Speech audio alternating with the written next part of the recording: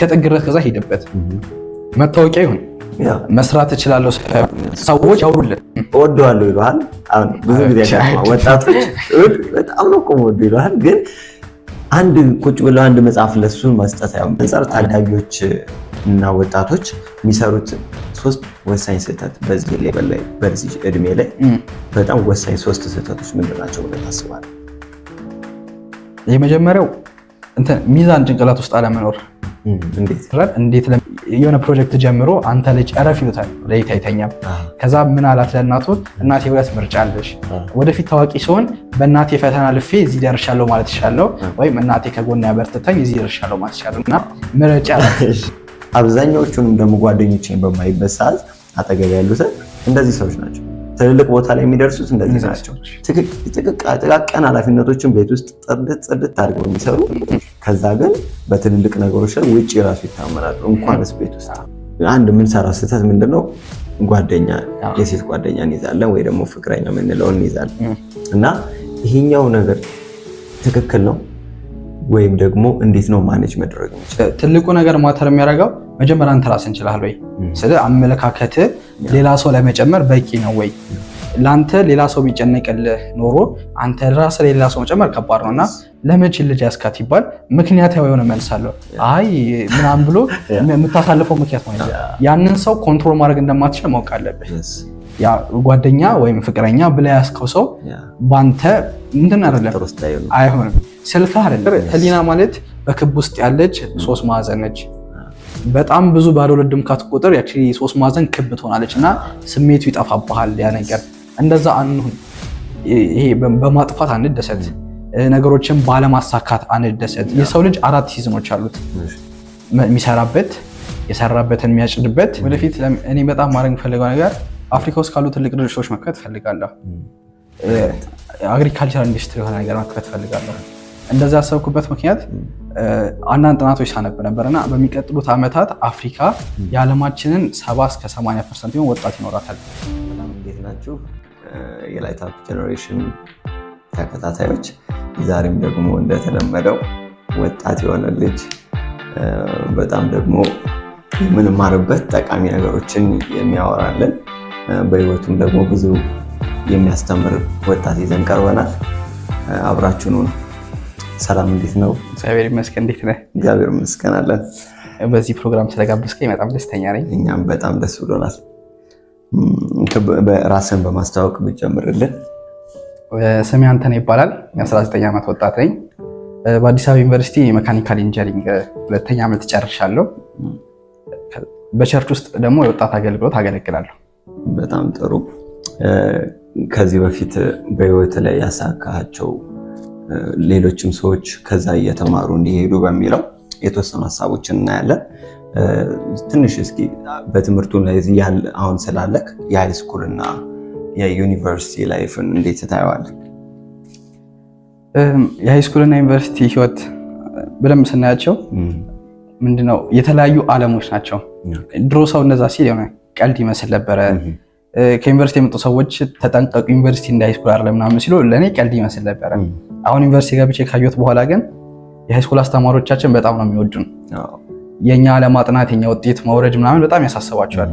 ዩኒቨርሲቲ ውስጥ ግን ለራስህ ትኖራለህ፣ ኑር፣ ማወቅ ያለብህ ለራስህ ራስህ ነው የሚል አመለካከት አለና እሱ ነገር የመጀመሪያው በጣም ለብዙ ተማሪዎች ያስደነገጠው ነገር እሱ ነው ያስባለሁ። ሁለተኛው ሰው ፈራ እግዚአብሔር ካለው ዩኒቨርሲቲ ገብቶ ምንም ማድረግ ይችላል። ምንም ምስል ምንም ውስጥ ምንም አለና ምንም ማድረግ ይችላል። በጣም ሰፊ ነው። ጥሩ ምሳሌ እኔ ትምህርት ቤት ሲሄድ እናቴ ትምህርት ቤት መግባት ትችላለች። አባቴ ትምህርት ቤት መጥቶ የሆነ ነገር ባረግ ይይዞኛል። ግቢ ወላጅ መግባት አይችልም። በመታወቂያ ነው የምትገባው።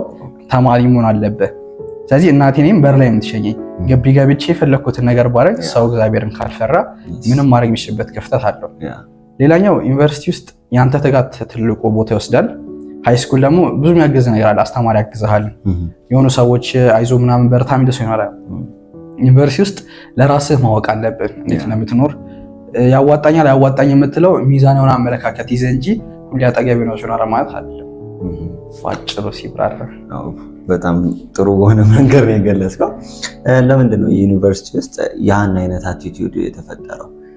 መተሳሰቡ አስተማሪዎችም ይሁን ደግሞ ተማሪዎች እርስ በርስ መተሳሰብ የማይፈልጉበትና ያን ነገር እያመጣ ያለው ነው ለምንድን ነው ብለህ ታስባለህ? አስተማሪዎቹ እንትን ብለው ያምናሉ። እነዚህ ሰዎች አድገው ነው የመጡት፣ ልጅ አይደሉም። ሃይስኩል ውስጥ እንደ ልጅ ነው የምትታየው። ወላጅም ሲልክ ልጄን ምናምን ብሎ፣ ዩኒቨርሲቲ ግን ስትመጣ ለራስህ ማወቅ አለብህ። ጥሩ ትምህርት ነው ብዬ አስባለሁ። የሆነ ህይወትም ላይ እንደዛ ነው። አለቃ መጥቶ አያግዝህም፣ ስራ ከበድ አይልህም፣ ኃላፊነት መውሰድ እሱን ነገር እንድታውቅ ነው ብዬ አስባለሁ። የተማሪዎቹ ግን የሚረዱ ተማሪዎች አሉ። የሆነ የለም ብዬ ደመደምኩት አይደለም፣ ግን ሁሉ እንደምጠብቀው የሆነ ድሮ ክላስ እንደምትተዋወቀው ሁሉ ምናምን አይታወቅም። 4-5 ሰው ይተዋወቃል። ስለዚህ አሁን 50 ተማሪ ያለበት ክላስ ውስጥ 9-6 ምናምን ግሩፕ ሊሆን ይችላል የሚተዋወቁ ሰዎች፣ 2 ጓደኛሞች ብቻ 5 ጓደኛሞች ምናምን ያው ይጠቅምሃል። ግን ደግሞ ላይፍም ደግሞ በራስ መንገድ መሄድ ነው የምፈልገው የምትል ከሆነ ደግሞ የትኛው የተሻለ እንደሆነ አንተ ብትመርጥ ይሻላል። ጓደኛት ውስጥ ሆነው የሚጠፉም ሰዎች አሉ። ጥሩ ምሳሌ ከ5 ኪሎ ግቢ ጀርባ ሺሻ ቤት አለ። ምርጫ አንተ ነው። ጓደኞች ቢሄዱ እሄዳለሁ ወይስ ብቻዬን ልሁን? ምርጫ አንተ ስለሚሆን እሱ ነገር በጣም ቫልዩ የምታደርገው አንተ ነው። የትኛው ይሻለኛል ብለህ የምታስበው። በሃይ ስኩል ላይ ምን አይነት አድቫንቴጅ አለው? በሃይ ስኩል ውስጥ በምታልፍበት ጊዜ ምን አይነት አድቫንቴጆች አሉት? ምን አይነት ደግሞ ዲስአድቫንቴጅ ወይም ደግሞ አሉታዊ የሆነ ተግዳሮቶች አሉት? ደግሞ ጠቃሚነቱ ምንድን ነው ብለህ ታስባለህ? በሃይ ስኩል ሌቭል ላይ እኔ በተማርኩበት ላውራ፣ የተለያዩ ትምህርት ቤቶች ስላሉ እኔ በተማርኩበት ግቢ ሰዎች ያውቁሃል። ግቢ ነው በጣም ሰፊ ሩቅ ምናምን አይደለም። ቢያንስ እኔ 12ኛ ክፍል እያለሁ እስከ 10ኛ ክፍል ያሉ ተማሪዎች አትሊስት በመልክ ያውቁኛል። ስለዚህ ምንም ነገር ብታረግ የሆነ ሰው የሆነ ነገር ሰምቶ ትመለሳለህ። ማይሆን ነገር ብታረግ አስተማሪው ይሰማል፣ ዳይሬክተሩ አይካል ምናምን። አባሮች ተጫውተው ከዳይሬክተር ጋር ነው ምናምን። ሃይ ስኩል ውስጥ ያለው አድቫንቴጅ ለመጥፋት በጣም ሩቅ ነህ። ብዙ መንገድ መጓዝ ስላለብህ ያን ያህል ትጋት ያለው በጣም ትንሽ ሰው ነው ለመጥፋት። እና አስተማሪዎች ይዞሃል፣ ተማሪ ይዘሃል፣ ዳይሬክተር ይዘሃል። ለራስ እንኳን ብትፈልገው ሼም ይዞ ታቆማለህ። ሃይ ስኩል ውስጥ ያለው አድቫንቴጅ እሱ ነው። ሃይ ስኩል ውስጥ ያለው ትልቁ ዲስአድቫንቴጅ ለራስህ መኖር አትችልም። ማለትም የሆነ ይሄ ነው መንገዴ፣ ይሄ ነው የሚሄድበት ማለት አትችልም። ስትሄድ በጅምላ ነው የሚካሄደው። ብዙ ነገር አብረህ የምታሳልፈው ኳስ መጫወት ግቢዋ ጠባብ ነች። ያው እንዳልኩ እነዛ ነገሮች ስላሉ ከጓደኞች ጋር መሆን እዛው ያለ አስተማሪዎችን ስታይ መማር ነው። ክላስ መቅጣት ይባል ነገር ብዙ የለም ሃይ ስኩል ውስጥ። ስለዚህ ብትቀር አቴንዳንስ ይያዛል እና እንትና ቀርቷል ሲቀር ጓደኛ ካገኛችሁት ንገሩት ምናምን ይባላል። ከዛ አንጻር የራስህ ነገር ቢልድ ነው የምታደርገው። ኮሚትመንት ሰጥተህ መማር ብቻ ነው የምታደርገው። እንደ አድቫንቴጅም ልጅ አድቫንቴጅ መውሰድ ትችላለህ። ትልቁ ድክመት ይሆናል ብዬ ማስበው ሃይ ስኩል ውስጥ ምንድነው ሰልፍ ዲቨሎፕመንት አይኖርህም። ሰዎች ይሰራሉ ለራሳቸው ጎበዝ ናቸው፣ ግን ብዙ ጊዜ እዛ ነገር ላይ ለመድረስ ትንሽ የሆነ መጋፈጥ ያለበት ነገሮች አሉ። አይተህ አይጠቅመኝም ይጠቅመኛል የምትለው ነገር አለ። እኔ በተማርኩበት ጥሩ ትምህርት ስለተማርኩኝ ብዙ እንደዚህ ኤክስፖዠር አልነበረውም እና ዩኒቨርሲቲም ስገባ እንዲያስደነግጠኝ ያደረገው አንዱ ነገር ግቢው በጣም የኔ የተማርኩበት ደስ ስለሚል ብዙ ማጠበቃቸው ካራክተሮች የሰው ጥግ የሚባሉ ማቹርድ የሚሆኑ አሉ፣ የበሰሉ ያልበሰሉ እንደሱም ስላሉ አይተህ ብዙ አደነግጥም። ካምፓስ ስገባ ግን ሁለቱም ጥግ አለ፣ መጥፎም ሰው ጥሩም ሰው ስላለ እንደነሱ ሰው አለ ቢያስብ ያውቃለሁና ሜቢ ሃይ ስኩል ዲስአድቫንቴጁ ሁሉንም አለማየት ሊሆን ይችላል ቢያስባለሁ። እዛ ዩኒቨርሲቲ ላይ ብዙ ጊዜ ከሀገር ሁሉ የተወጣጣም ስለሆነ የተለያየ አይነት ሰው ነው አመለካከት በጣም ብዙ ታያለ። እንደ ምሳሌ እንደውም በጣም የሚፈሩ ስድቦች ከሌላ ሀገር ለመጣ ሰው ምርቃት ይመስላቸው ሰዎች አሉ፣ ከሀገር ምናምን ለመጡ ሰዎች እና ትደነግጣ እንጂ አይባልም ምናምን ስትል አቦ ምናምን ብሎ ሊቀጥል የሚችል አይነት ነገርና አልለመድክም እንደዚህ አይነት ነገሮች እነሱ በዩኒቨርሲቲ ላይ ምን አይነት እንትን አለ አድቫንቴጆች አሉ እና ደግሞ ዲስአድቫንቴጅ ነው። ዩኒቨርሲቲ ትልቁ አድቫንቴጅ ጊዜ ነው። ስለዚህ ብትቀር አስተማሪው ለምን ቀረበ አይደውልልህም። ጓደኞቼ በሚያስቡልህ ካሉ ይደውሉልሃል። ከዛ ውጪ ግን ብትቀር አስበህበት ነው የምትቀረው። ከቀረ የተሻለ ነገር አድርግበታለሁ ብለህ ማሰብ ትችላለህ። ቀሩ ብዬ ግን የመከርኩ አይደለም እዚህ ጋር። በዛው ልክ ዩኒቨርሲቲ ውስጥ መሆን በጣም ትልቁ አድቫንቴጅ የሚሰጥህ ብዙ ነገር ሰርች ለማድረግ ጊዜ አለ። ለምሳሌ አንድ ሴሚስተር 4 ወር ወይ 5 ወር ነው። ብዙ ጊዜ የምናጠነው ተማሪዎች ሚድ ወይ ፋይናል ሲደርስ ነው። ከስር የሚያጠኑ ሰዎች አሉ። ግን ኤክስትሪም የሆኑ ሰብጀክቶች ካልገቡ በስተቀር ሜዲሰን እንደዚህ ሰብጀክት ካልገቡ በስተቀር ጊዜ ይኖርሃል የሆነ ጊዜ እና የራስን ነገር መስራት የምትችልበት ስኪሎችን ዲቨሎፕ ማድረግ የምትችልበት ትልቅና ሰፊ ጊዜ ይኖራል ብዬ አስባለሁ። ራስንም ለመፈለግ በጣም ሰፊ ጊዜ በጣም ይኖርሃል። እንደውም የተለያዩ ሰዎችን ስታይ የጎደለን ነገር ያው ጉድለት የምታውቀው ጉድለት እንደሆነ ካወቅህ መጀመሪያ እነዛን ሰዎች በማየት ሜቢ ይህም ነገር ለካ መኖር አለበት። አንዳንድ ሰውን በጣም ጥሩ የሆነ ማንነት ሲኖረው ለካ ይሄም ነገር ያስፈልጋል ብለህ ልታስብ ያደርጋል። ነገር ቫይራሊቲ የሆኑ ሰዎች ስላሉ ምርጫ ይኖራል። እንደዚህ ሰው መሆን አለብኝ፣ እንደዚህ ሰው መሆን የለብኝ የሚለውን ኤክስፖዠር ታገኛለህ ብዬ አስባለሁ። ዋው በጣም ጥሩ ሀሳብ ነው። ትምህርት ላንተ ምንድን ነው ብለህ ዲፋይን ታደርገዋለህ፣ ታብራራዋለህ? ወይም ደግሞ ጥቅሙ ምንድን ነው የትምህርት በአንተ እይታና ከዛ ደግሞ ምን አይነት የምናጣው አለ? አሁን ሰው በትምህርት ጊዜ ውስጥ በሚያሳልፍበት ጊዜ ደግሞ አሁን ያልተማሩ ሰዎችም ብዙ ጊዜ ስኬታማ ሆነው ስለሚታዩ ብዙ ሀሳቦችና የተለያዩ ግምቶች አሉና የሚሰጡ እንዴት ነው ክሊር ማድረግ የምንችለው ማጥራት የምንችለው? ትምህርት ምንድን ነው ጥቅሙ? ምንድን ነው ደግሞ የራሱ የሆነ ክፍተት ያለው? ትልቁ የምለው ትምህርት ኮሚትመንት ነው። ስለዚህ መማር የሚያሳየው ተመርቀህ ለምትሄድለት ድርጅት ይሄ ልጅ ለምሳሌ ሜካኒካል ኢንጂነሪንግ መማሩ እያለው በሚቀጥሉ 3 ዓመታት እግዚአብሔር ካለ ጨርሳለሁ። ስጨርስ ሄጂ ሰርተፍኬቱን ሳሳየው ለሚቀጥረኝ ሰው ይሄ ልጅ ለተከታታይ 5 ዓመታት ያለምንም ማወላወል ቀጥ ብሎ ተምሮ እንደዚህ ውጤት አምጥቷል የሚል ሰርተፍኬት ነው ሀሳቡ። እዚህ መማር የሚያሳየው ኮሚትመንት ነው። በዓለማችን ላይ የተሳካላቸው ሰዎች ትምህርት ላይ ፌል አድርገዋል ምናምን የሚለው ሀሳብ ብናስተውል ጥሩ ነው ብዬ አስባለሁ። ሰው ሁሉም ሰው መንገድ አንድ አይነት አይደለም። ማለትም አሁን ያልተማሩ ሰዎች ብለው የሚነሱ ሰዎችና ሚሊዮነር ሆኗል የሚባሉት የተማሩ ሚሊዮነሮች አሉ። እነሱን መርሳት የለብንም። የሆነ ማሰብ ያለብን የኔ መንገድ የትኛው ነው የሚለው መጀመሪያ መለየት ይቀድማል። የሆነ ጥናት ያነበብኩኝ ከ50% በላይ ለሚሆኑ ቢሊዮነሮች ኢንጂነር ነበሩ። የዛሬ ወደኋላ 30 ዓመታት ምናምን በፊት ተምረዋል። ኢንጂነር ተምረው ነው። ስለዚህ ማለት አሁን ሀብታም ሰው ያልተማሩ ናቸው ሲባል እነዚህ ያልተማሩ ሰዎች መንገዳቸውን ስላገኙ ነው። እንዴት እንደሚሰሩ ምን እንደሚሰሩ እንጂ መማርና ያለመማር ጉዳይ አይደለም ነው። በዋነኝነት መማር የሚያሳየው ሌላም ነገር ብትጀምር መማር አይቀርም። መማር የሚቆም አይነት ፕሮሰስ አይደለም። የትምህርት ቤት ካሪኩለም የሆነ መማር ይቆም ይሆናል። መደበኛውን የሆነ ትምህርቱን ጠዋት ሄዶ መነሳት ይቆም ይችላል እንጂ ኮቪድ ሲዘጋ ትምህርት ቤት ተዘግቶ ነበረ። የሚማሩ ሰዎች ግን ነበሩ። ኦንላይን ራሳቸው ያስተማሩ ሰዎች ነበሩ። ብር የሰሩ ሰዎች ነበሩ። ትልቁ ሀሳባቸው መማር አላቆም ነው የሰዎች ካሪኩለማዊ ትምህርት ግን ቆሟል። ስለዚህ የትምህርት ትልቁ ሀሳብ እውቀትን መሰብሰብ ነው እንጂ የሆነ ሀብታም ለመሆን ወይም ዳለመሆን የሚያደርጉ ነገሮች ሁለቱም ፋክተር የሚወሰነው በአንተ ምርጫ እንጂ በመማርና ባለመማር ምክንያት አይደለም። ግን ማስተዋል ደግሞ ያለብን ተምሮ የሚያዝ ሰው አለ፣ ተቀጣሪ ሆኖ የሚሞትም ሰው አለ፣ ተምሮ ደግሞ የራሱን ነገር የሚጀምር ሰው አለ። ሁሉም ሰው ደግሞ የራሱን ነገር መጀመር አለበት ብዬ አላምንም። ሁሉም ነጋዴ ከሆነ ማነው የኔ መስሪያ ቤት ተቀጥሮ የሚሰራው? እንደዛ መሆን አይችልም። ስለዚህ ተቀጥሮ በቃ ሲኖሩ ተቀጥሮ መስራት የሚችሉ ሰዎች አሉ። ይሄኛው ሩጫ ማይመቻቸው የራሳቸው ነገር መስራት የሚችሉ ሰዎች አሉ። ስለዚህ የምትመርጠው አንተ መማርን የቱ ጋር ነው ማድረገው የሚለውን ከአንተ ነው የምትወስነው እንጂ መማር አለመማር የሚለው ነገር ልክ ነው። እንደውም የመቀጠር ላይ አሁን ስታወራ ሙሉ የማስበው ምንድነው ሰዎች በትክክለኛው ውስጣቸው የሚፈልጉት ነገር ላይ እና ቦታቸው ላይ አሉ ወይ ነው እንጂ ካምፓኒው የራሱ ነው አይደለም ወይ የሚለው ሀሳብ አይመስለኝም። እና ግን ትክክለኛው ቦታ ላይ ነኝ ወይ የምፈልገውን እየኖርኩ ነው ወይ ነው እንጂ ቦታ የሚወስነው ነገር አይደለም ብዬ አስባለሁ። የምትፈልገውን የምታውቅበት በመጀመሪያ የምትፈልገውን ታውቃለህ። በተለይ ለምሳሌ ዛሬ 10 ዓመት 20 ዓመት 30 ዓመት እሱ እንዴት አወቀው ወይም ደግሞ እንዴት ግልጽ ሆነልህ? ብዙ ወጣቶች የሚፈልጉትን አያውቁ ወይም የሆነ ነገር ሲጠይቃቸው ምን ትፈልጋለህ ስትላቸው ጥሩ ነገር፣ ቤት፣ መኪና፣ ጥሩ ህይወት ምናምን ይባል። ግልጽ አይደለም፣ በአንድ ላይ የተደበሰበሰ ነው። እና እንዴት ነው ያገኘኸው? የመጀመሪያው በጣም ብዙ ሰው ማስተዋል ያለበት ሁሉም ሰው ሲፈጠር እኩል ነው የተፈጠረው። ማለትም ሲወለድ ተምሮ የተወለደ ሰው የለም። የሆነ ነገሩ ተሰርቶ ላይ የተወለደ ሰው የለም። ምን ማለት ነው? ሲወለድ ሀብታም እንደሚሆን የሆነ ድርጅት እንደሚከፍት አውቆ የተወለደ ሰው የለም። ሲወለድ ተቀጣሪ ሆኖ እንደሚኖር የተወለደ ሰው የለም።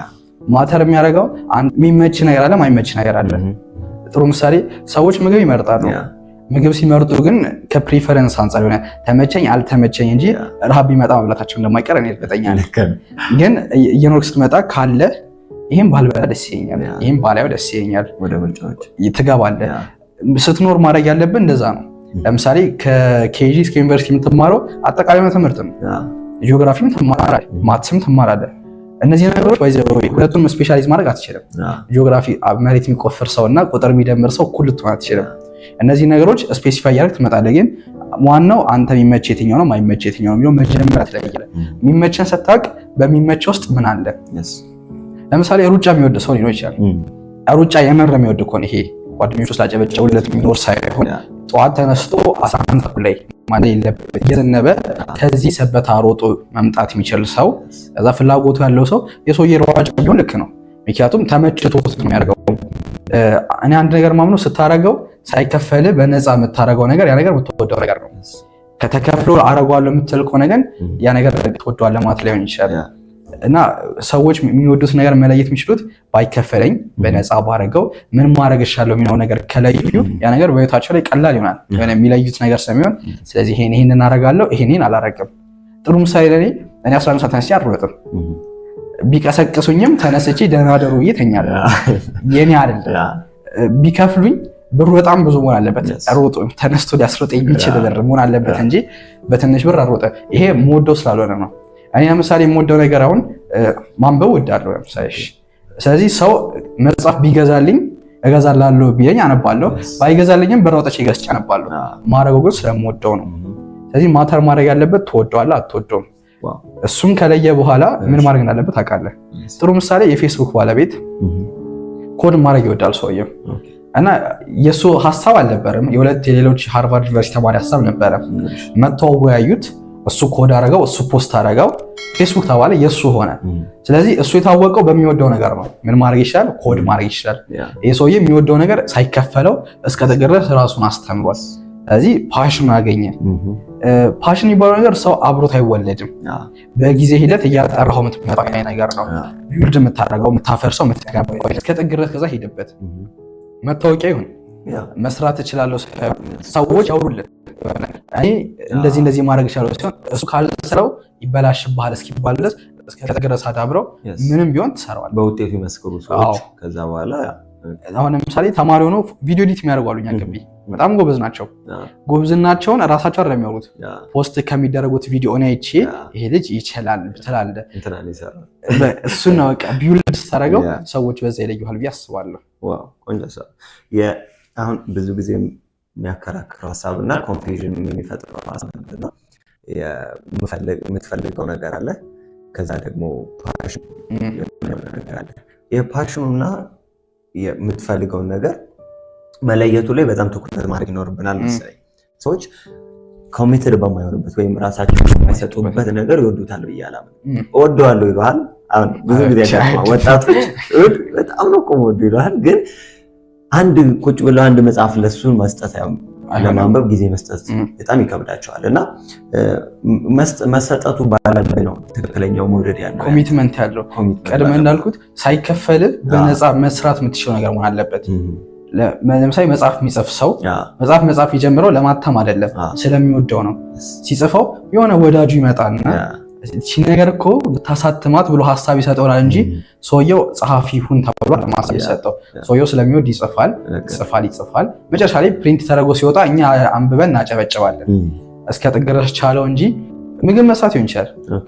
ምግብ መስራት የሚወድ ሰው ሳይከፈለው በነፃ የሚሰራ ከሆነ እስከ ጥግ ድረስ መሄድ የሚችል ከሆነ ጀምሮ ማቆም ህይወት የሚያበላሽ ነገር እሱ ነው። መሞከር ጥሩ ነው።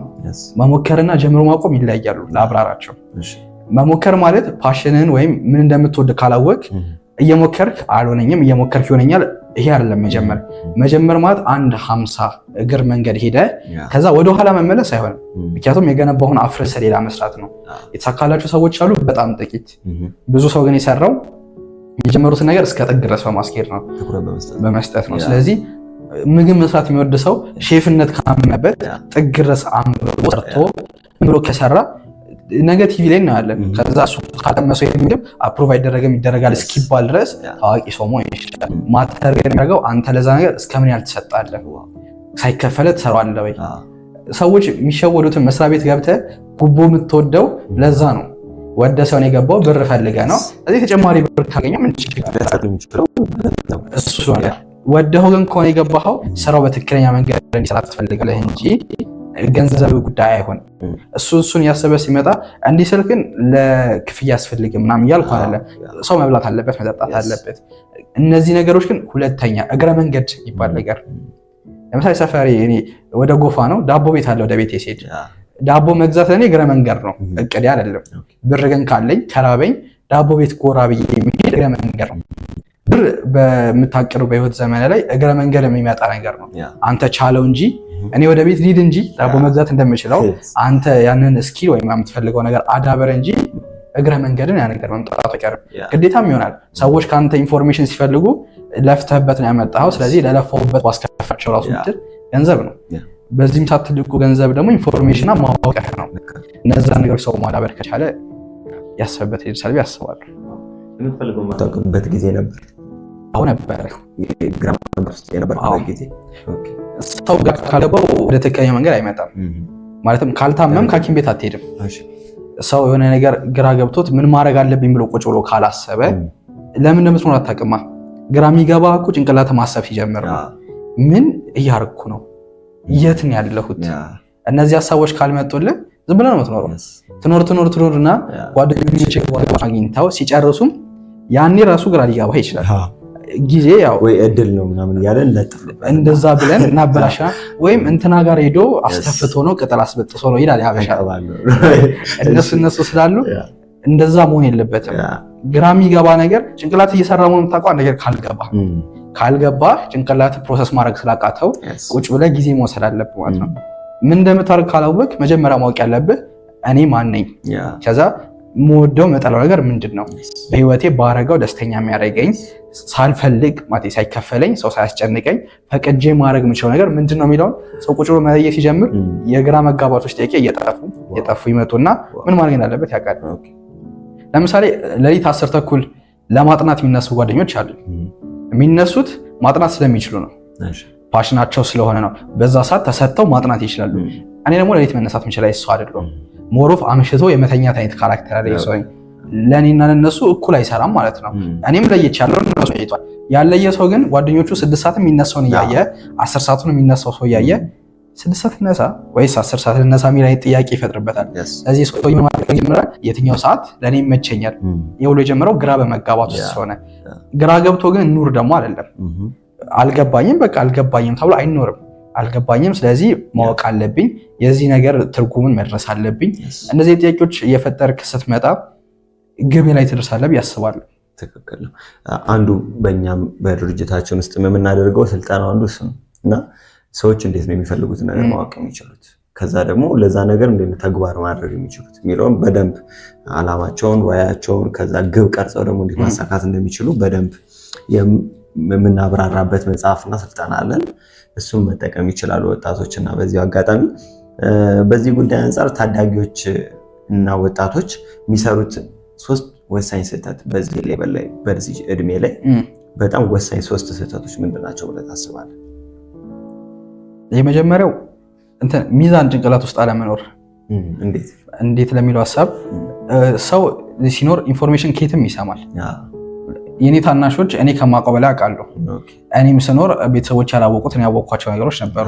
ጭንቅላት ውስጥ ግን ሰው ሞራላዊና የሚከተለውን ነገር መሰረት ያደረገ ሚዛን ከሌለ እንደሚነዳ አህያ ሆነ ትኖራለህ ነገር።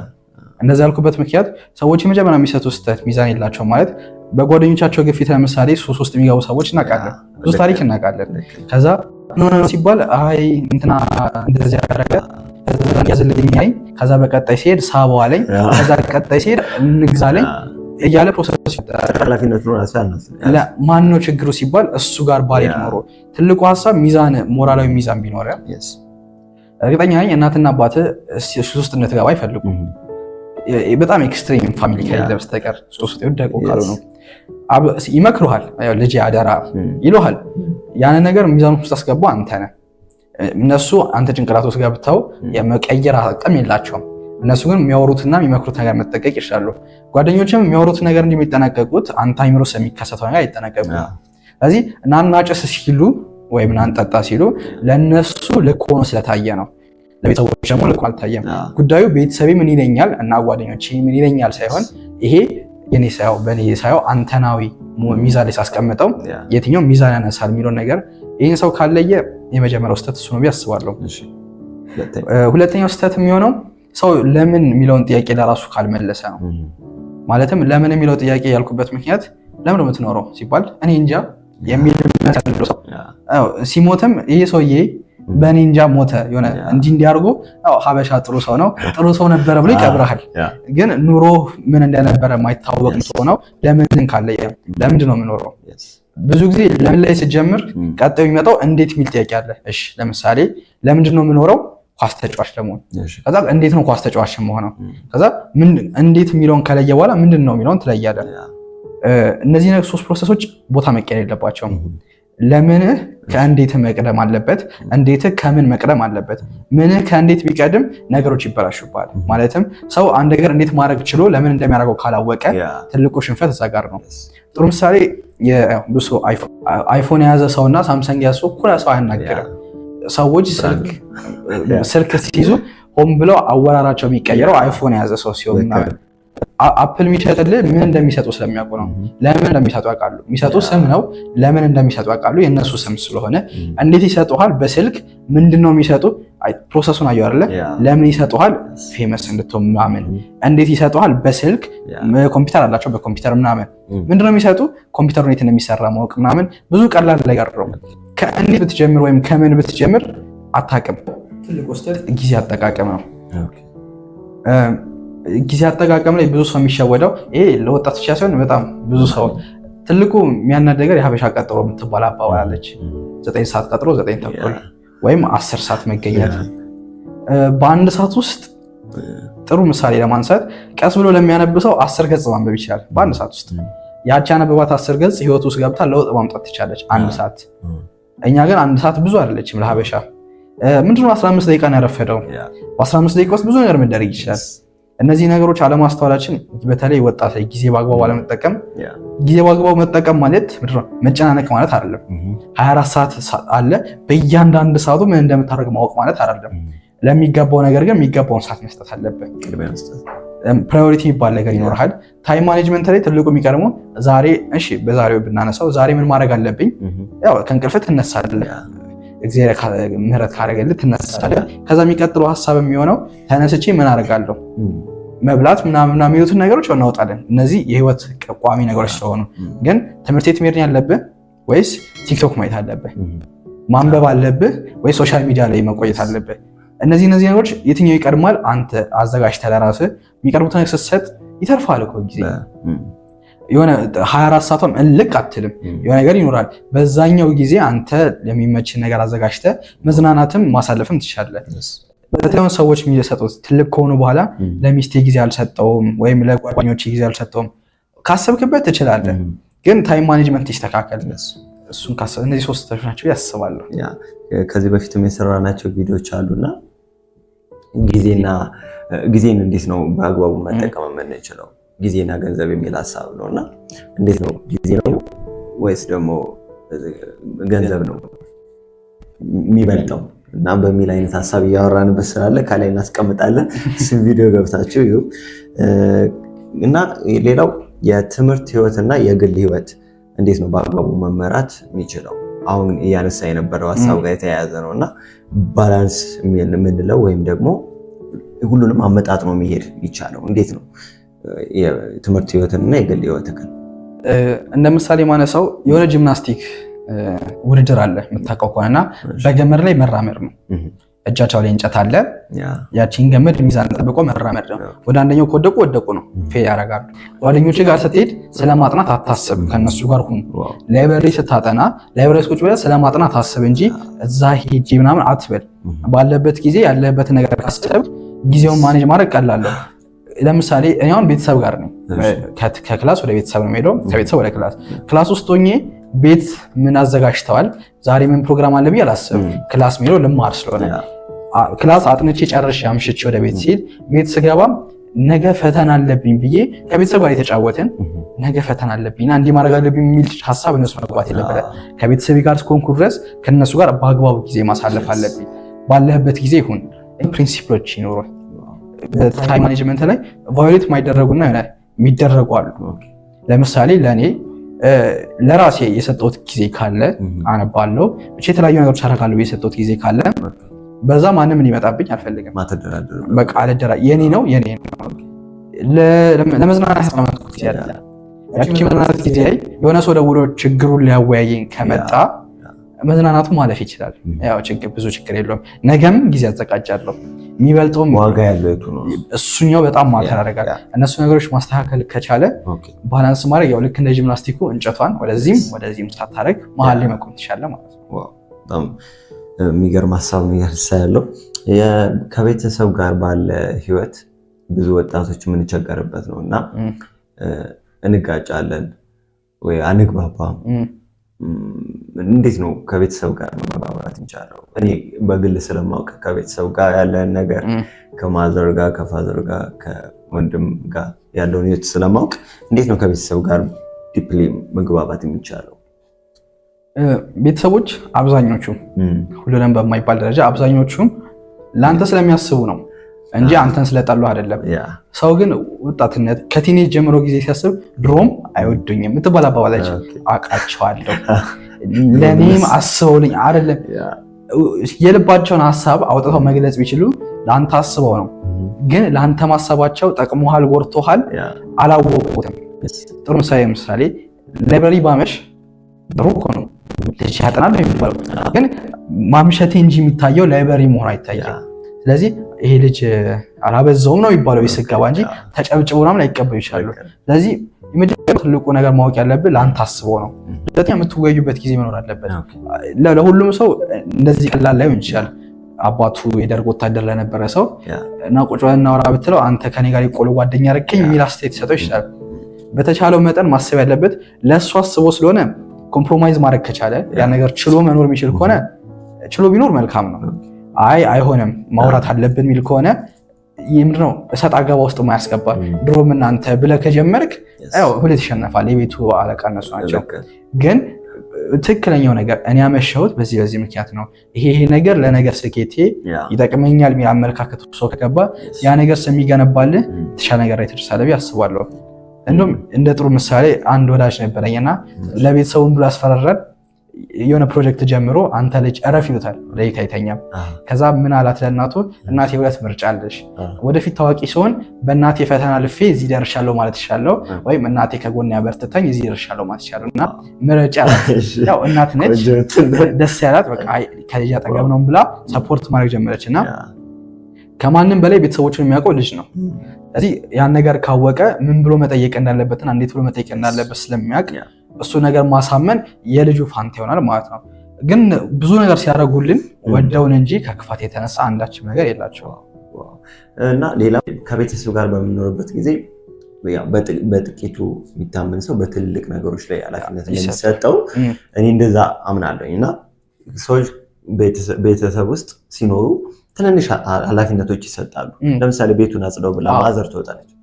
ስትመለስ እንደዛው ካገኘችው ለሌላ ቀን እኮ በምንም አታምን እና ቢውልድ የሚደረግ ነገር ነው። እምነት የሚገነባ ነው እና ከወላጆቻቸው ጋር ባላቸው ግንኙነት መገንባት የሚችሉት ልጆች ናቸው።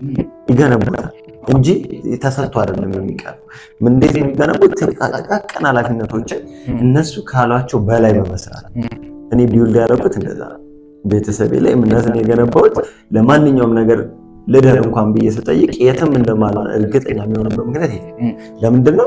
ቤቱን አጽዳው ብላኝ ከሄደች ማዘር ካለችኝ በላይ ነው አድርጌ የምጠብቃት።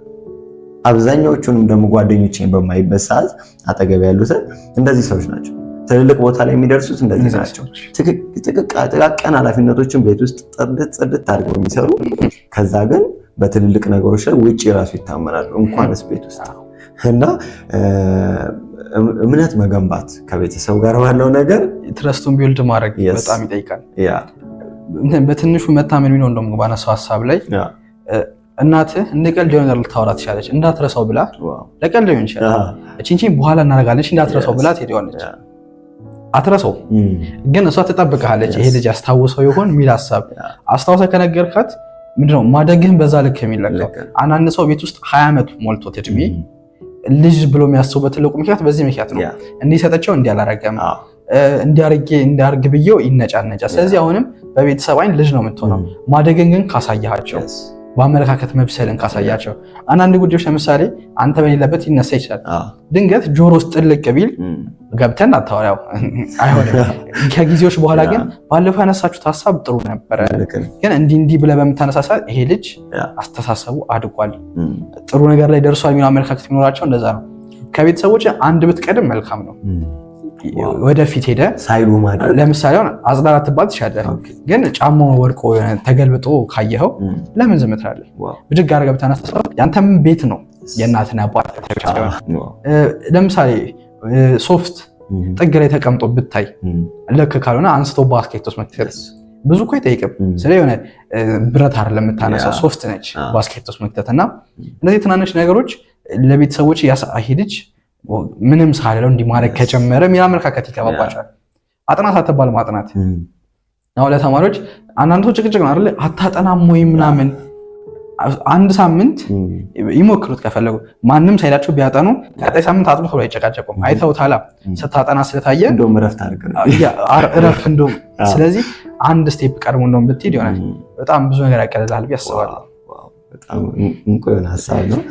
በታዳጊነት እድሜ ውስጥ እዛው እድሜ ላይ ብዙ ስላለ ወጣትና ታዳጊ ላይ አንድ የምንሰራው ስህተት ምንድነው? ጓደኛ የሴት ጓደኛ እንይዛለን ወይ ደግሞ ፍቅረኛ የምንለው እንይዛለን እና ይሄኛው ነገር ትክክል ነው ወይም ደግሞ እንዴት ነው ማኔጅ መድረግ የሚችለው መቆጣጠር የምንችለው በአግባቡ ማድረግ የሚቻለው? በትምህርት ቤት ላይ በምታያቸው መቼም ታያቸዋለና አብዛኛው አለ እንደ ፋሽን ሆኗል ጭራሽ። እና እንዴት ነው ማኔጅ ማድረግ የሚችለው ወይ ደግሞ በምን ያህል ጊዜ ውስጥ ለያዙት ደግሞ እንዴት ማኔጅ ያድርጉት የሚለውን ሀሳብ ትንሽ እናወራ። ይሄንን ሀሳብ ሳነሳው ብዙ ካስተዋልኳቸው ነገሮች ነው እና ስላላገባሁ ወይም ፍቅረኛ ስለሌለኝ በዚህ ሰዓት ትልቁ ነገር ማተር የሚያደርገው መጀመሪያ አንተ ራስህን ችለሃል ወይ? ስለ አመለካከት ሌላ ሰው ለመጨመር በቂ ነው ወይ? ሰው ራሱን አንድል ማድረግ መቻል በጣም ትልቅ ነገር ነው። ለአንተ ሌላ ሰው ቢጨነቅልህ ኖሮ አንተ ራስህ ሌላ ሰው መጨመር ከባድ ነውና ለራስህ ማሰብ ችለሃል ወይ? በእድሜ እንዳናስቀምጠው የሰዎች ብስለት በእድሜ ሰፊ ነው ስለማይለካ 17 ዓመቱ ላይ የ26 ዓመት ወጣት ይሆናል፣ በ26 ዓመቱ የ13 ዓመት ልጅ የሚሆን ሰው አለ። በዚህ እድሜና በዚህ ላይ ያያዝ ብትለው ጥያቄ ሊፈጠር ይችላል። ዋናው ግን መሆን ያለበት መጀመሪያው አመለካከት ላይ በስልሃል ወይ? ያን ነገር ብትይዘው ሃንድል ማለት ትችላለህ ወይ? ሁለተኛ ለዛ አቋም ጽኑ ነህ ወይ ነው። ለሚመጣው ነገር በሙሉ ትጠየቃለህ ወይ? ምክንያቱም የሆነ ጨዋታ አይደለም ያስቆይ ህይወት ነው። የኔ እምነት ደግሞ አንድ ሰው ዴት ካረገ ሊያገባ ነው እንጂ የሚቀየር ነገር አይደለም። ስለዚህ ያን ነገር አስቦበታል ወይ? ሲጀምረው እስከ ጥግ ድረስ ሄዶ ቤት ቢጠይቁት መልስ አለው ወይ? ለመቼ ልጅ ያስካት ይባል ምክንያታዊ የሆነ መልስ አለው። አይ ምናምን ብሎ የምታሳልፈው ምክንያት ማለት ነው። እኔ እንደዚህ ስለሆነ ለወደፊት ህይወት አጋሪ ትሆነኝ ዘንድ ምናምን ብሎ ሙሉ ኃላፊነት ወስዶ መኖር ይችላል ወይ? እንደውም አንድ ስልጠና ላይ ላቋርጥ በጣም የወደድኩት ሀሳብ ስም ያለው ጓደኝነት ይኖራችሁ ይላል። እና ምንድነው ስም ይኖረው የምታረጉት ነገር ወጥ ነገር ሳይሆን ምንም ስም ሳይሰጠው አይቀጥል ይላልና በዛ ነገር ኃላፊነት መውሰድ የምትችል መሆን አለበት። ሶስተኛው በጣም ትልቁ ነገር ለዛ ሰው ጊዜ መስጠት ይቻላል ወይ? አሁን እያወራነው ፍቅር ነው የሆነ ስራ አይደለም የሚያገናኛችሁ ምናምንና ተማሪ እሺ በእኔ ላስረዳ። እኔ ተማሪ ነኝ። የሆኑ ፓርታይም ስራዎች እየሞከርኩ ነው። ከዛ ብዙ ነገር ልሞክር እችላለሁ። በእነዛ ነገር ውስጥ ሌላ ሰው ጨምር የመያዝ እችላለሁ ወይ? ጥያቄ ለእኔ አይሆንም። ስለዚህ በቃ አይሆንም በሚለው ትዘላለህ ማለት ነው። እችላለሁ ብሎ ለሚያስብ ሰው ማሰብ ብቻ ሳይሆን ፕራክቲካል የሆነ መሬት ላይ የወረደ እቅድ ያለው ሰው ከሆነ እድሜውን ይሄኛውና ይሄኛው መባል ላይሆን ይችላል፣ ግን መሸከም ይችላል ወይ? ኃላፊነት በጣም ማተር የሚያደርገው ለወሰንክለት ነገር መጽናት አለብን። ለምሳሌ እኔ በዚህ ጊዜ እችላለሁ ብዬ ከወሰንኩኝ ብጠይቅ ማሳመን የምችልበት መንገድ መሆን አለበት። ሰው ቢጠይቀኝ አዎ አመኝበት ነው። ኃላፊነት ትወስዳለህ? አዎ ወስዳለሁ። ያንን ሰው ኮንትሮል ማድረግ እንደማትችል ማወቅ አለብህ። ያ ጓደኛ ወይም ፍቅረኛ ብለህ ያዝከው ሰው ባንተ ምንድን አይደለም አይሆንም። ስልክ አይደለም ስልክ ቻርጅ ሰኳለህ፣ ሲደብርህ ቲክቶክ ትከፍታለህ፣ ማንበብ ስትፈልግ ፒዲኤፍ ትከፍታለህ። ያ ሰው እንደዛ አይደለም። ያ ሰው የራሱን አመለካከት፣ አቋም፣ ፍላጎት ያለው ስለሆነ ያ ነገር ኮንትሮል ማድረግ ስለማትችል በዛ ሳይድ ራሱ ቢመጣብህ ያን ነገር አክሴፕት አድርገህ ሃንድል አድርገህ የመቀጠል ሀሳብ አለ። ለምሳሌ አብራችሁ 2 ዓመት ቆያችሁ ይባል እሱ አልፈልግም ማለች ጆሮን ይዘህ ልታስገባት አይደለም። የእሷ የራሷ ህይወት ነው፣ መብቷ ነው። ስለዚህ አንተ ያን ነገር ለመቀበልም ዝግጁ ነው ወይ? ይሄንን ሰው አስቦበት ጨምቆ ረጅም ጊዜ ወስዶ ከሆነ ያሰበበት ይችላል። ግን ማሰብ ያለበት አሁን እንዳልኩ ኃላፊነት መውሰድ ትልቅ ነገር ነው፣ ያስጠይቃል። በእግዚአብሔርም በሰውም እናትህ ትጠይቃለች፣ ምን ነው ስልክ አላበዛህም ትባላለህ እኮ። ለእኛ የምትሰጠን ጊዜ ቀነሰ፣ ብርህ የት ያልቃል ሲባል መዋሸት የለብህም። ኃላፊነት ወስደህ እንዲህ አይነት ግንኙነት ጀምሬያለሁ እንድታውቁልኝ እፈልጋለሁ፣ ይሄን ነገር በሙሉ አምኜበት ነው ብለህ የምትወስን ከሆነ ይቻላል። እንደዚህ በቀላሉ ደግሞ የምትደፍር አይነት ነገር መሆን የለበትም። ምንድን ነው በአመለካከት አንዴት የሆነ ሰው ማግኘት ከባድ ነው። ከዛ ያው ሰው እንደየእምነቱ ይለያያል። በእኔ እምነት በአንተ መንፈሳዊ ህይወት እኩል የሆነች መሆን አለባት። አንተ የገባህን ነገር የምትረዳ አይነት ሰው መሆን አለባት። እነዚህ ሁለት ነገሮች አሟልቶ ከዛ ሰነፍ ሰው መሆን የለበትም።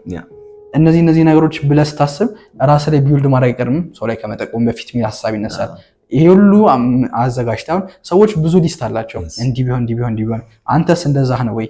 ያ ሰው ሊስት ቢያመጣ ያንን ታሟል። እሱን ነገርም በዚህ ሀሳብ ውስጥ ኃላፊነት ከመውሰድ ጋር ቢጠቃለል ያስባል።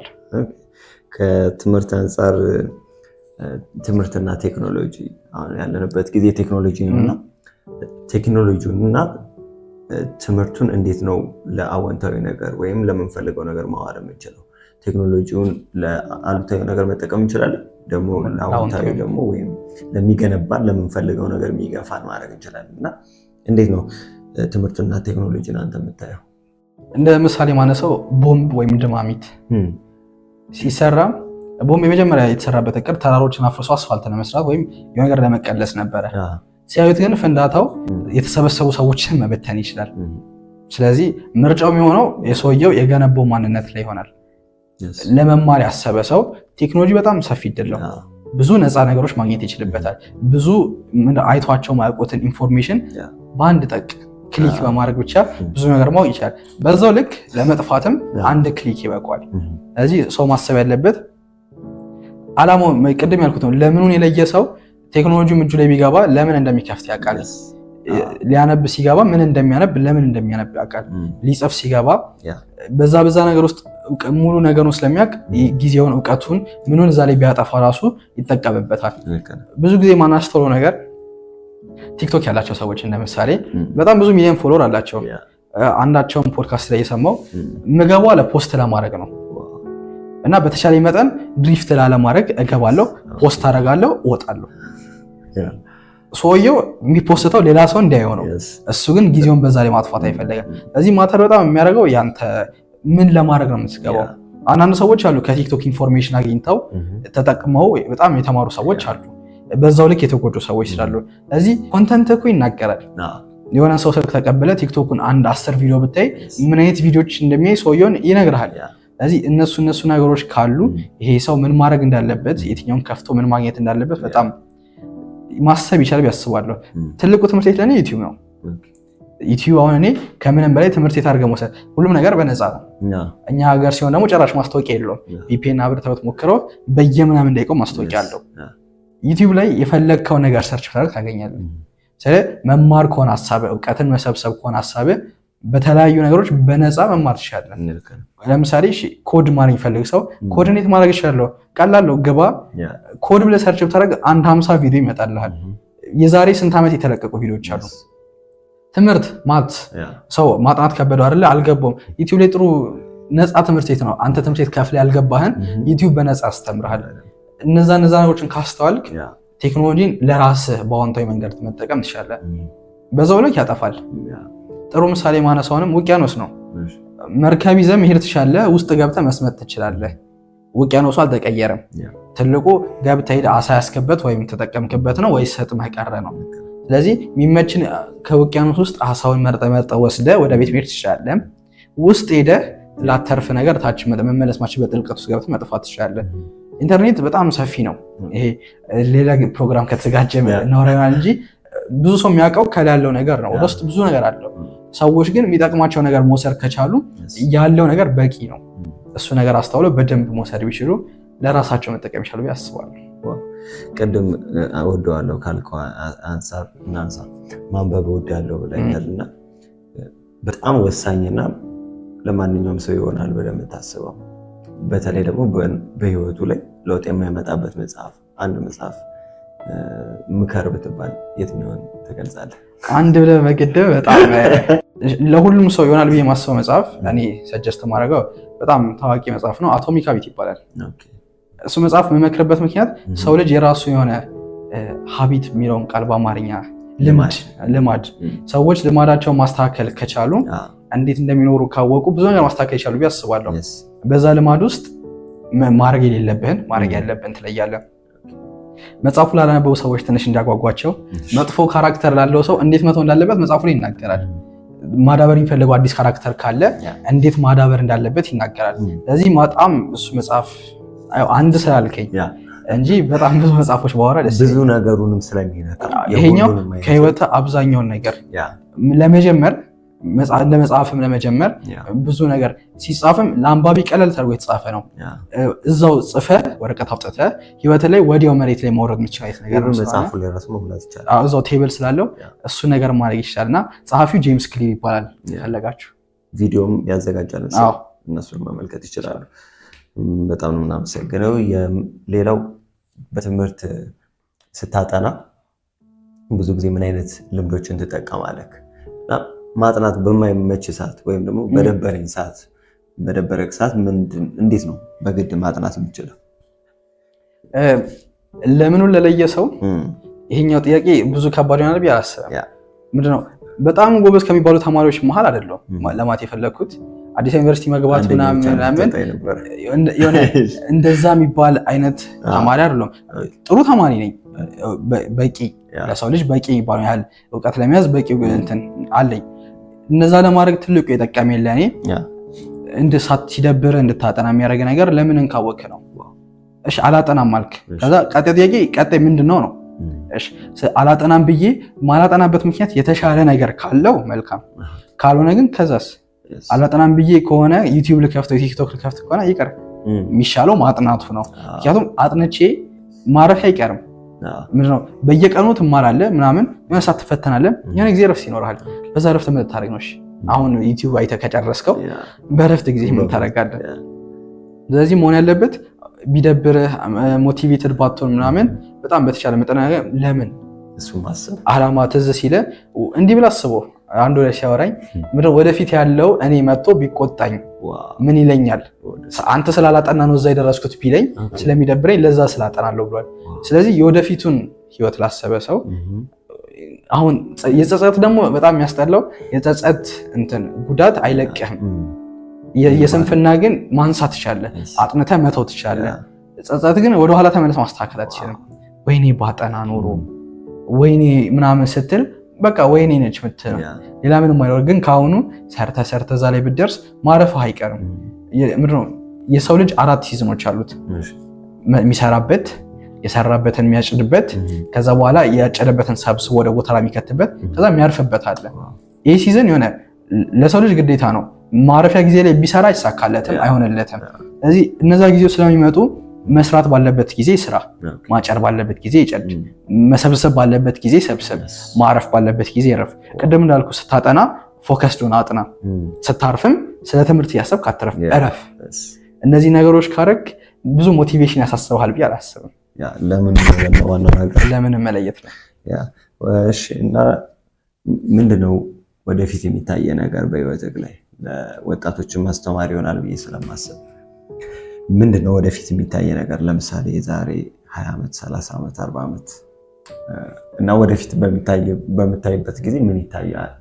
ወይም ለሀገር ይሆናል፣ በአጠገብ ላሉ ሰዎች ሊሆን ይችላል፣ በመንፈሳዊ ህይወትህ ሊሆን ይችላል። ማበርከት የምትፈልገው ነገር በጣም ወሳኝ ነገር ምንድነው እና ለሱ ምን እያደረግህ ነው የሚለውንም ጥቀስልን። ወደፊት እኔ በጣም ማድረግ የምፈልገው ነገር አፍሪካ ውስጥ ካሉ ትልቅ ድርጅቶች መክፈት ፈልጋለሁ። አግሪካልቸር ኢንዱስትሪ የሆነ ነገር መክፈት ፈልጋለሁ። እንደዛ ያሰብኩበት ምክንያት አንዳንድ ጥናቶች ሳነብ ነበርና በሚቀጥሉት ዓመታት አፍሪካ የዓለማችንን 70-80% የሚሆን ወጣት ይኖራታል። ምን ማለት ነው? ጉልበት አለ ማለት ነው። ስለዚህ ቀጣዩ ጥያቄ ምንድነው? ያ ጉልበት ወዴት ይሄዳል ነው። ስራ የሌለው ወጣት ቁጭ ብሎ እኮ ነው የሚያስበው። የሆነ ብር የከፈለውን ግለሰብ ተከትሎ ለብዙ ነገር ይዳረጋል። ስለዚህ ይሄ ሰው መለወጥ ካለበት እኔ ለምን አልሆነም? ያ ምክንያት ምንድነው? ለኔ ትርፍ የለውም እያልኩ አይደለም። ኦብቪየስ እኔ እሰራለሁ፣ ለራስም የሚሆን ነገር ይኖራል። ከዛ ግን ባለፈ ይሄ አግሪካልቸር የሚባለው ነገር ከኛ ሀገር ብቻ ሳይሆን ከአፍሪካ አጠቃላይ ወደ ውጭ ተልኮ በርካሽ ሲመለስ ብዙ ነገር ተወዶ ይመጣል። ከጋና የጎማ ፈሳሹ ተወስዶ ጎማ ሆኖ ይመጣና በዶላር ይሸጣል። የተወሰደው ግን ከዚህ ነው። ለምን? እኛ መስራት እንችላለን። እና ሰዎች አመለካከት ጽም እንዲጋር ፈልገው የሀገር ውስጥ ምርት ሲባል የሆነ ሰዎች አሚራሉ ወረድ አድርገው ነው የሚታየው። በእርግጥ እሱንም እኮ አመለካከት የፈጠረው ኳሊቲ ነገር ስለማይቀር ልክ ነው። እሱንም ለማጥፋት ነው ይሄ ኢንዱስትሪ ያሰብኩበት ትልቁ ምክንያት። የኛ ሀገር ሆኖ ግን ኢንተርናሽናሊ መወዳደር የሚችል ግሎባል ማርኬት ላይ ቢቀርብ እኩል እንደውም የተሻለ ሆኖ መገኘት የሚችል ነገር እንጂ ብዙ ሎካል ነገር ብዙ አላሰብም። ይሄው የዛሬ በሚቀጥሉ 30 20 40 ዓመታት ውስጥ ባለ ነገር ነው። ምን እያደረክ ነው ለሚለው ሐሳብ አሁን የብዙ ጥያቄ ነው። እንግዲህ ሜካኒካል ኢንጂነሪንግ የተማርክ ነው፣ በጣም ታስበው ቢዝነስ ነው እንዴት ይሆናል? ሜካኒካል ኢንጂነሪንግ መማርበት ሌላኛው ምክንያት ማሽነሪ ጠይቃል። አግሪካልቸር ማሽነሪ ደግሞ ሲበላሽብህ በተለይ የመጀመሪያ ስታርታፕ ሰሞን ብዙ ሰው ቀጥሬ ማሰራት አቅም አይኖርህም። እነዛ ነገሮችን ራሴ መሸፈን ፈልጋለሁ። ከሱ አንጻር በጣም ይጠቅመኛል። ሁለተኛ መማሪያ አይቀርም። ቢዝነስ፣ ፋይናንስ፣ ማኔጅመንት ምናምን ነገር ኦልሬዲ ትናንሽ ኮርሶች ምናምን ትወስዳለህ። ከሱ ባለፈ ግን ጥጥር ያለውን ትምህርቱን ወስደ እሱ ነገር የሚጠቅመው የሚቀጥሉት ነገሮች ለመገንባት ነው። ከዛ ባለፈ እንደ መንፈሳዊ ሰው ደግሞ ያው የወጣት ነገር ያሳስበሃል። ብዙ ሰው መንፈሳዊ ህይወቱ ላይ ብዙ የደከመ ስለሚሆን የሆነ ብዙ ጊዜ የሚባለው እንዴት ነው ሀብታም ሆነ መንፈሳዊ መሆናት ይችላል የሚባል አባባል አለ። እሱን ከሚያፈርሱ ሰዎች ማሞል ፈልጋለሁ። እግዚአብሔርንም እየፈሩ እያገለገሉ መኖር ይቻላል የሚለውን ነገርና ያን ነገር በእኔ ህይወት ሰዎች እንዲማሩበትም ሳይፈልግ እነዚህ ነገሮች በሚቀጥሉ ዓመታት እግዚአብሔር ካላሳካለ ያስባለሁ። በጣም ደስ የሚለው ተሳክቶ እንደምናየው ደግሞ ተስፋ እናደርጋለን። በጣም እንጠብቃለን። በእርግጠኝነት በደንብ ለወጣቶች የምትሰጠው ተሞክሮ ወይም ደግሞ ምክር ከዚህ ካሳለፍክ ህይወት? ያው እንግዲህ ብዙ አለው ከመጀመሪያ 19 ዓመቴ ነው፣ ግን ቢያንስ የቲኔጀር እድሜውን አልፈሃል። ትልቁ የምለው ነገር ምንድነው መለየት ያለብህን ነገር ለይ። ለምሳሌ ጓደኛ የምትይዛቸውን ለይ። እቺ መለየት የምትለው ቃል በጣም ተወሳለች። ምን እንደምትበላ ለይ። የሚጣፍጥ ምግብ ሁሉ ይጠቅማል ማለት አይደለም። ምን እንደምትጠጣ ለይ። የሚጣፍጥ መጠጥ ሁሉ ይጠቅማል ማለት አይደለም። ያስደሰተ ነገር ሁሉ አሪፍ ነው ማለት አይደለም። ስለዚህ መለየት የምትለው ነገር በጣም ለወጣቶች አሳሳቢ ነገር ነው። ያስፈልግ ነገር ማድረግ አስፈላጊ ነው። ለምሳሌ መተኛት እኮ ይጠቅማል። ምን አይነት መተኛት ይባላል? ከ24 ሰዓት ውስጥ 12 ሰዓት መተኛት አይደለም እያወራለ ነው። ይሄኛው መተኛት ይጎዳል እንጂ አይጠቅምም። ስለዚህ መለየት ይባል ነገር አለ። በዛ ላይ ሌላኛው መክረው ምንድነው ብዙ ጊዜ ምን ይባላል መሰለህ ከኮምፎርት ዞናችሁ ውጡ፣ የተሻገራችሁ ስሩ። እነዛን ሲሉ ግን ብዙ ጊዜ ቆርጠን ስለሰማናቸው መውጣቱ ብቻ ያቆም ነው። ስትወጡ ግን እየተደሰታችሁ የምትሰሩበት ነገር ውስጥ ግቡ። የምትሰሩበት ያልኩት የምታርፉበት የምታኙበት አሉ፣ ግን ደስተኛ ሆነ የምትሰራበት ነገር የምትተጋበት ነገር ብትጀምረው ማይቆጭህ ነገር እነሱ ነገሮች ላይ ማሳለፍ የምትችል ከሆነ አዎ ከሌዚነስ ውጣ፣ ከስንፍና ውጣ። ከዛ ግን ወደሚያስደስቱ ስራዎች ግባ። እነዛ ነገሮች ሰው ማድረግ ከቻለ በህይወቱ ላይ ማሳካት የሚችለውን ነገር ብዙዎቹ ያሳካሉ ብዬ አስባለሁ። ትልቁ የሚበንታጎ ነገር ማንም ተጠያቂው ለራስ ተጠያቂው ያው ምንድነው የሆነ ነገር ጀመረ ስታጠና እናት መጣ አጠና እንዲያት በለ ይታወቅልህ፣ መስራት ያስታውቅብህ። የሆነ መጀመሪያ ብቻ ሳይሆን መጨረስ ይታይበት። ብዙ ጀምረው ብዙ ያልጨረሱ ሰዎች ጀመረ እስከ ጥግ ድረስ ሂድ። የሆነ ሰዎች ራሱ ሙድ ሊይዙብህ ይችላሉ። ያው ብዙ ጊዜ የሚታዩ ያው ፎቶዎች ሰዎች ሲያነቡ መጽሐፍ ምናምን ሰውየው ዋንጫ ይዛል ከኋላው ላይ ብዙ የተሰካ ሰው ማየው ነገር አለና እነዛ ነገሮች ለመውሰድ ሪስክ ለመውሰድ ዝግጁ ሁን። ሁሌ አንተ ባልከው መንገድ አይሄድም። መድሮ 5 ነገር እማራለሁ ብለህ ገና 3ኛው ላይ ስትደርስ አንተ ለትበር ነው ታረክ ትችላለህ። ስለዚህ ይሄ መንገድ አልሆነም ማለት ልክ አይደለም ማለት አይደለም። ስለዚህ የተሻለ ነገር የተመቸን ነገር መርጠህ ላንተ ሴንስ የሚሰጠኝ ነገር ከዛ በመቀጠል ሞራላዊ እንሁን፣ የሞራል ሰው እንሁን። ማለትም ሰው ሲፈጠር በውስጡ ስለንቦላለው ወይም ሞራል ህሊና ምለው ህሊና የተፈጠረው ሰው በእግዚአብሔር አምሳል ሲፈጠር ከተሰጡት ነገሮች መሃል ነው። ጥሩ ምሳሌ መኪና ሰው ሲገጭ የመጀመሪያው ጊዜ የገጨ ሰው ሆነ ይደነግጣል። የሚደነግጠው ዝም ብሎ ሰው አይደለም። ህሊናው የሰው መሞት ልክ እንዳልሆነ ስለሚያውቅ ማንም ባየው ህሊናው ይወቅሰዋል። ሰው የመጀመሪያ ሰሞን ሲዋሽ ህሊናው ይወቅሰዋል። ስለዚህ ያ ህሊናችንን እንጠብቀው፣ አናበላሸው። ይሄ ልክ ያልሆኑ ድርጊቶችን በማድረግ አናዶል። ደግሞ የሆነ ሰው ሲናገር ህሊና ማለት በክብ ውስጥ ያለች 3 ማዕዘን ነች። በጣም ብዙ ባለ ሁለት ድምካት ቁጥር ያቺ 3 ማዕዘን ክብ ትሆናለች እና ስሜቱ ይጠፋብሃል። ያ ነገር እንደዛ አንሁን። ይሄ በማጥፋት አንደሰት፣ ነገሮችን ባለማሳካት አንደሰት፣ ነገሮችን በማበላሸት አንደሰት። እነዚህ ነገሮች ላይ ሰው ከሰራ ወጣት የተሻለ ነገር መስራት ይችላል ብዬ አስባለሁ። በጣም ጥሩ። መጨረሻ ማመስገን የምትፈልገው ከቤተሰብ ሊሆን ይችላል፣ የምታውቃቸው በህይወቴ ላይ ለውጥ አምጥተዋል የምትለው ሰው ወይም ቤተሰብ? እሺ፣ የመጀመሪያው ትልቁ ቦታ የሚወስደው ያው የፈጠረኝ የኔ ባለቤት የሆነው እግዚአብሔር ነው። ከዛ በቀጥል በጣም ትልቁ ማመስገን ፈልገው ቤተሰቦቼን ነው። እዚህ አመለካከት ላይ እንድደርስ ከረዱኝ ሰዎች ማለት ትልቁን ሚና የሚጫወቱት እነሱ ናቸው። መጽሐፍ ግዙልኝ ስላቸው ውድም መጽሐፍ ቢሆን ሳያንገራግሩ ለመግዛት ደስተኞች ስለነበሩ፣ ያስፈልገኝ ነገር ሆኖ ከጎኔ ቆመው አይዞክ ለማለት ስላልተቸገሩ እነሱ በጣም አመስገን ፈልጋለሁ። ሶስተኛው ማመስገን ፈልገው ሰው ስም ባልጠቅስ ደስ ይለኛል። ይህ ሰው ያውቀዋል፣ ግን ይሄ ሰው ብዙ ጊዜ ከጎኔ አጠገቤ ቆሞ ከቤተሰቦች ቀጥሎ እንደ ቤተሰብ ሆኖ ለእኔ መጽሐፍ በመስጠት በጣም ማከብረው ሰው ነው። መጽሐፍ ይሰጠኝ ነበር እና ገና ልጅ ያለው ማንበብ ሳልጀምር ይመጣና እስቲ አንብቦ ብሎ መጽሐፍ ይሰጠኝ ነበር። 2006 በኢትዮጵያ አቆጣጠር መጽሐፍ ሰጥቶኛል እስከዛሬ ያለ እና ከቤተሰብ ቀጥሎ እንደዚህ የተከታተለኝ ሰው አለና ያን ሰው ከልቤ ማመስገን ፈልጋለሁ። በጣም ደስ ይላል። እናመሰግናለን በፖድካስታችን ላይ ስለተገኘ። እኔም በጣም አመሰግናለሁ ስለጋበዛችሁ። በጣም አስተማሪ የሆነ ነገር እንደተወያየ እናምናለን። ደግሞ ተግባር የሚወስዱበት ይሆናል ብዬ አስባለሁ። ቪዲዮዎችን የሰራናቸው ከዚህ በፊት አሉ። ስለ ህይወት እንዴት ነው ፈልገው ማውቀው፣ እንዴት ነው ጊዜ መጠቀም የሚችለው የሚሉትን ሀሳቦች ዲስክሪፕሽን ላይ እናስቀምጣለን። ገብታችሁ ማየት ትችላላችሁ። የመልካም ጊዜ ይሆንላችሁ። መልካም ሳምንት። እናመሰግናለን።